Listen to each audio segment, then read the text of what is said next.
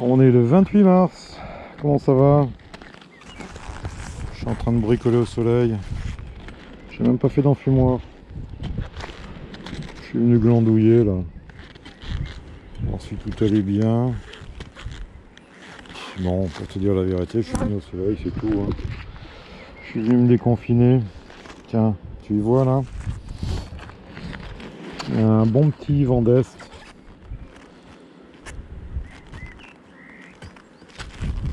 C'est un vent qui nous annonce la pluie, nous ici en général.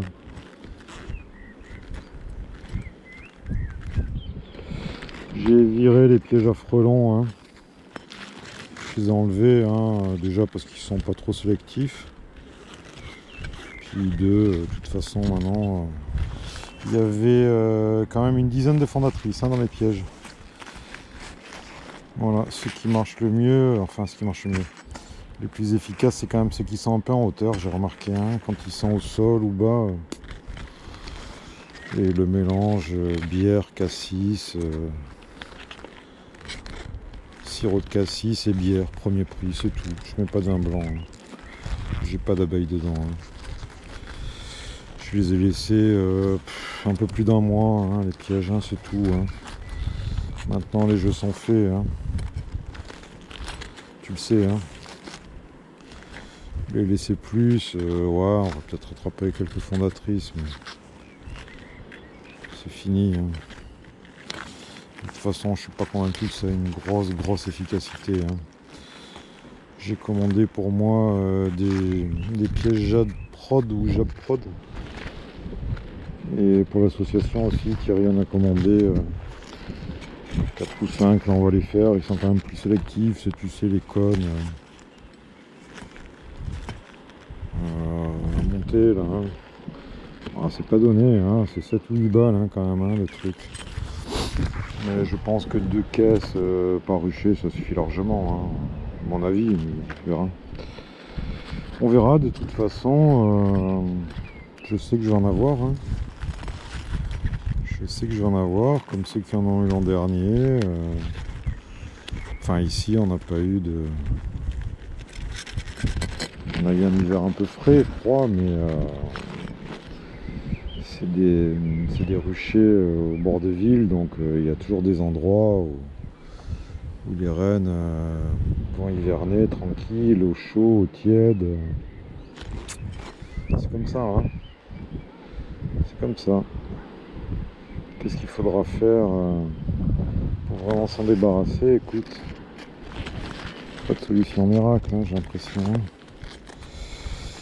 Si on trouve des solutions écologiques, tant mieux, mais par défaut, quand tu penses que ça fait quoi, 20 ans ou 30 ans qu'on a le varroa en France,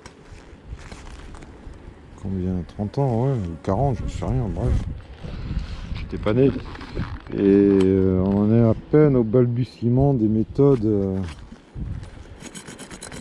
propres, un peu écolo, pour débarrasser nos ruches du varroa, quoi. Donc est-ce qu'il va falloir attendre 40 ou 50 ans pour trouver une solution, des piégeages aux phéromones, bio, machin? Bon, c'est l'éternel débat, je t'avais mis la vidéo du petit vieux. Je suis pas fan de sa méthode, c'est vraiment la méthode de la dernière chance. Voilà. Qu'est-ce que tu veux faire? Laisser avec des pièges Jade Prod, de réguler. On verra, Et puis plutôt que de laisser tout mourir, s'il y a lieu, chacun fera ce qu'il a à faire, Voilà. Proprement possible. Ouais, j'ai bidouillé, voilà, j'ai rangé des vieilles chaises cassées, de trucs. Rien de bien extraordinaire. Je laisse un peu le matos au soleil, les UV ça désinfecte aussi. Je dis pas que ça va tout désinfecter, mais quand même. Et les grilles à rennes, je les laisse un peu au soleil parce que on a tendance à gondoler ces grilles à rennes. J'ai des plaques là d'ailleurs, il faudrait que je les mette entre des plaques. Voilà. Bon, bah sinon, ça bouge, hein, comme tu vois. Ça bouge. D'autant plus que j'ai mis deux vieux cadres là à pied sur le rucher. Alors après, je les récupère, je brûle la cire et je garde les cadres hein, quand ils sont bons. Hein, voilà.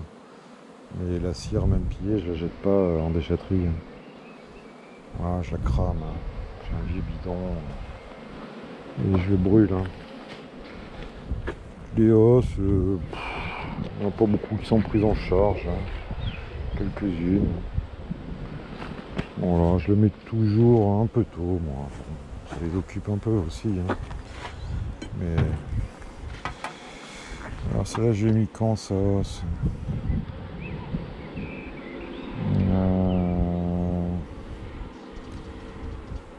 J'en avais mis une au 8 mars, mais que j'ai dû enlever.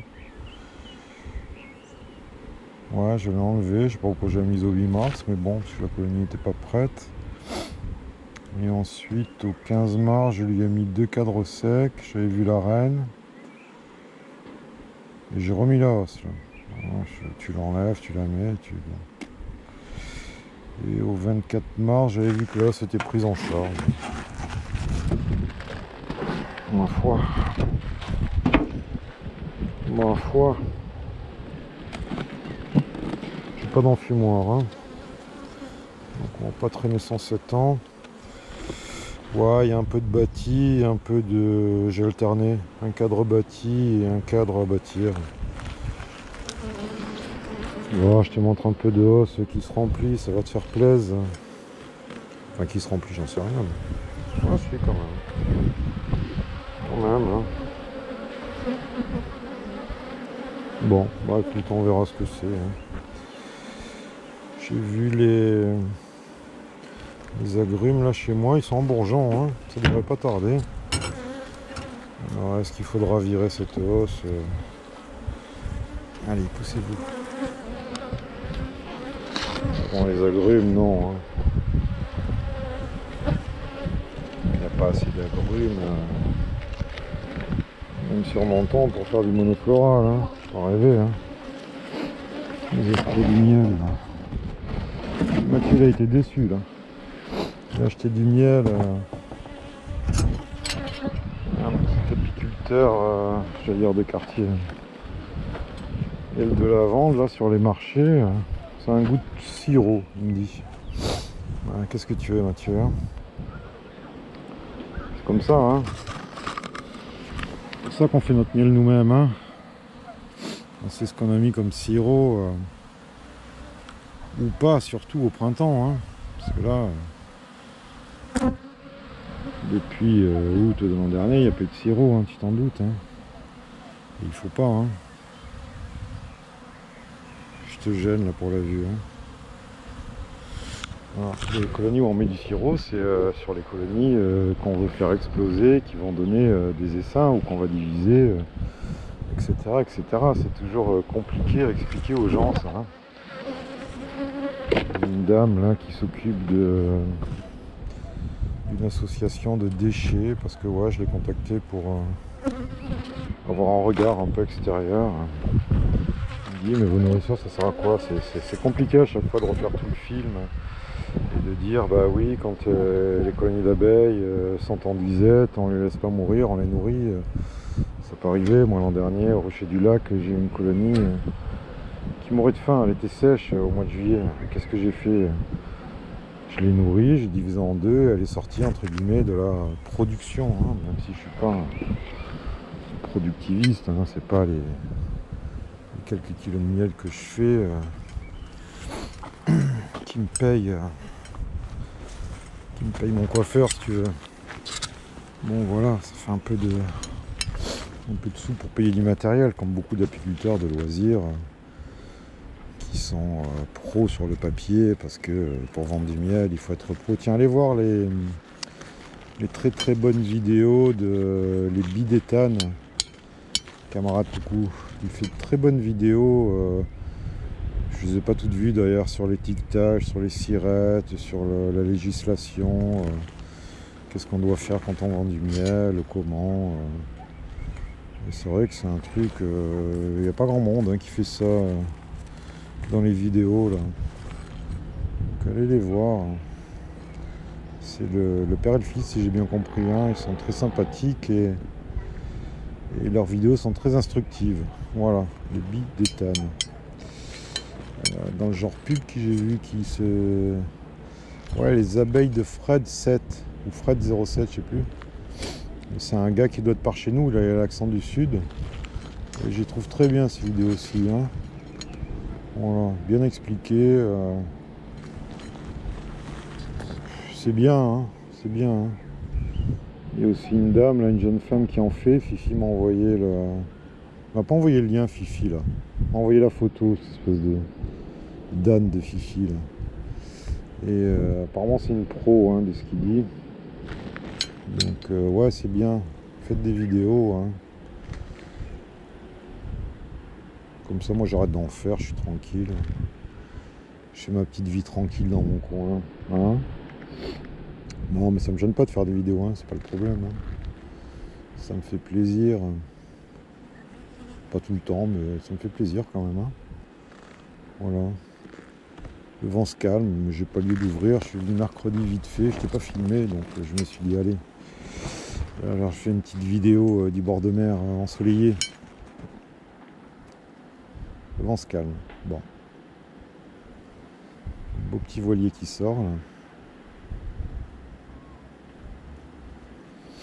Alors les colonies du Var, elles étaient en retard, mais elles rattrapent leur retard petit à petit. Elles sont pas en production tout de suite, tu vois, ça c'est... Je l'ai ramené quand... je sais plus... En tout cas, je l'ai vu le 24, mercredi, elle était sur 3 cadres de couvain. Sur 5, c'est-à-dire que j'avais 5 cadres d'abeilles occupés et il y avait 10 cadres, donc... Tu vois, en même temps, on va en hausse, Est-ce que je te l'ai dit ou pas, j'avais mis 2 cadres avec des œufs, de la pente fraîche pour désorpheliner 2 colonies. Il y en a une où ça a merdé, la 33. Et il y en a une où ça a marché. Voilà, pareil, j'ai regardé le 24. Alors la cause, c'est le manque de jeunes abeilles. Pour élever, il faut qu'il y ait des jeunes abeilles qui produisent... de la gelée royale, et si on n'a plus que des vieilles abeilles, comme c'était le cas dans la 33, ça peut pas élever. Alors il y aurait une solution, ça serait en ce moment où on a beaucoup de cadres de ponte, dans une colonie qui a encore pas mal de monde, mais qui orpheline depuis très longtemps, enfin très longtemps, pas 15 ans non plus, mais bon, où on doute un peu de la capacité à élever, c'est lui mettre 2 cadres de couvain fermés, vraiment du couvain foncé, quoi, tu vois, qui va sortir très vite, et la semaine qui suit lui mettre un cadre d'élevage, un cadre d'œuf, quoi. Je pense que ça peut marcher, je n'ai jamais trop testé, mais voilà, après c'est des fois s'acharner un peu pour pas grand chose, parce que quand bien même tu vas réussir à réélever, il va te falloir encore 30 jours pour qu'il y ait à nouveau de la ponte, encore une bonne quinzaine, une bonne vingtaine pour que les abeilles, ça te fait 2 mois presque. Donc pendant 2 mois, tu n'auras pas beaucoup d'abeilles qui vont bosser dans la colonie, et ta colonie, elle va péricliter, quoi. Donc c'est un gros truc, ouais, contre le coup, mais le mieux, franchement, c'est pas pour faire de la pub aux éleveurs de rennes, mais si tu as la possibilité d'acheter une petite reine fécondée pour 30 balles, ou 20 balles, ou 50 balles, ou peu importe, fais ça, quoi. Fais ça. Voilà. Une colonie qui bosse bien, ça. Ça bosse, Alors j'ai tiré un tout petit peu le site observateur à la plaque de fond, pour que ça rallonge un petit peu la planche d'envol, parce que quand il y a du vent, ceci, cela, c'est vrai que c'est un peu court, quoi. J'ai pas envie de m'emmerder à rallonger les planches avec des bouts de bois, des équerres, des trucs. Je suis comme Titou, je suis trop fainéant pour ça, mais cette solution là, voilà. Alors dans quelques temps, Les plaques de fond elles vont gicler, hein, parce que le miel ça génère beaucoup d'humidité aussi, donc petit à petit, en général j'attire par derrière, hein. Puis à un moment je les enlève, hein. C'est Dobic, hein, cet Aquilux là, mais toujours pareil, c'est pas cher, hein. C'est pas cher. J'ai tenté de te faire un live, mais ça a vraiment pas marché, quoi. Voilà. Je me suis fait une petite grimpette par là. Hop là. Ah, le sirop de l'an dernier du mois d'août. Ça rappelle des bons souvenirs, les gars. Ouais. Donc là, sur ce rucher, ouais, hein, il y a la problématique du front asiatique, c'est-à-dire que fin juillet, si je fais des essaims, il faut que fin juillet, il soit balèze, quoi. Donc tu m'as compris, des essaims, je vais en tirer très tôt, hein. Quand je dis tirer un essaim, c'est sur des grosses colonies fortes. Enlever un cadre de couvain ouvert, un cadre de couvain fermé, récupérer un cadre de miel, j'en ai une dizaine là. Des cadres de miel full pour faire des essaims. Ça se garde relativement bien quand ils sont tout operculés dans une caisse, hein. Après, dès qu'il commence à faire chaud, ça devient tendu, hein, de les garder, mais sinon tu peux les garder, quoi, hein. Voilà. Hein, tu vas voir quoi? Tu vas voir la mer, ou tu vas voir les abeilles, ou tu vas voir les deux? Oh, on est bien là. Je m'étais allongé là sous la ruche tout à l'heure, hein, je commençais à partir un peu. J'étais bercé par le bruit de la mer et des abeilles.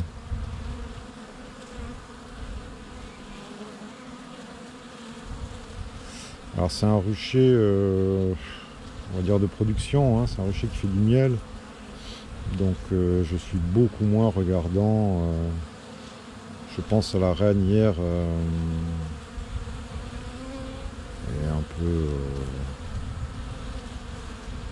c'est pas un peu connement, mais je veux dire, je la sors de mon rucher parce que le rucher du lac, c'est un rucher où je vais faire de l'élevage. Donc voilà, mais après c'est très certainement une bonne reine en production, même s'il y en a un petit côté essaimeur, voire un peu chiant, quoi, mais non, il faut sur les ruchers de sélection et d'élevage mettre le maximum de chance de son côté, quoi, hein.